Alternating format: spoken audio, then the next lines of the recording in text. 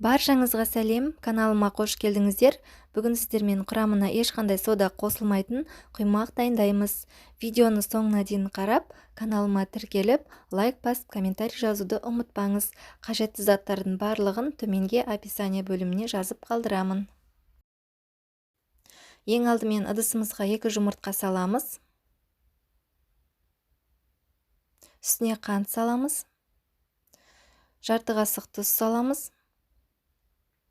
Және де барлығын жақсылап араластырамыз. Жылы сүт құямыз. Сүтіміз міндетті түрде жылы болуы қажет. Тағы да жақсылап араластырамыз. Ұнымызды ситадан өткізіп, 3-ке бөліп салатын боламыз.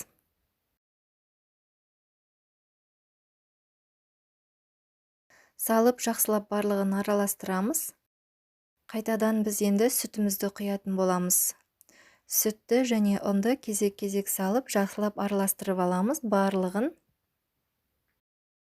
Видеода көріп тұрғандарыңыздай барлығын кезек-кезек салып, жақсылап араластырып аламыз.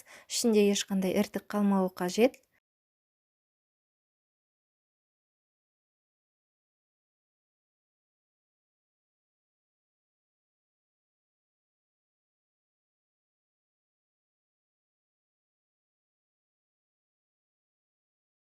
Барлығын салып, жақсылап араластырып болғаннан кейін бізде осындай қою масса пайда болады.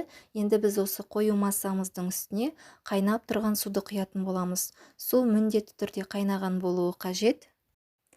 Қайнаған суды осылай шетінен құйып, 3-ке бөліп, тез-тез осылай араластырып аламыз. Сол кезде бізде сұйық масса пайда болады. Міндетті түрде сұйық болуы қажет. Егер де массамыз кішкене қою болатын болса, үстіне тағы да кішкене су құйсаңыздар болады. Осылай тез-тез араластырып аламыз.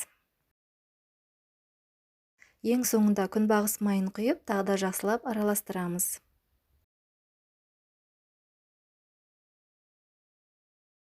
Міне бізде осындай сұйық масса шығады. Біздің құймағымыздың қамыры дайын. Енді пісіруді бастаймыз.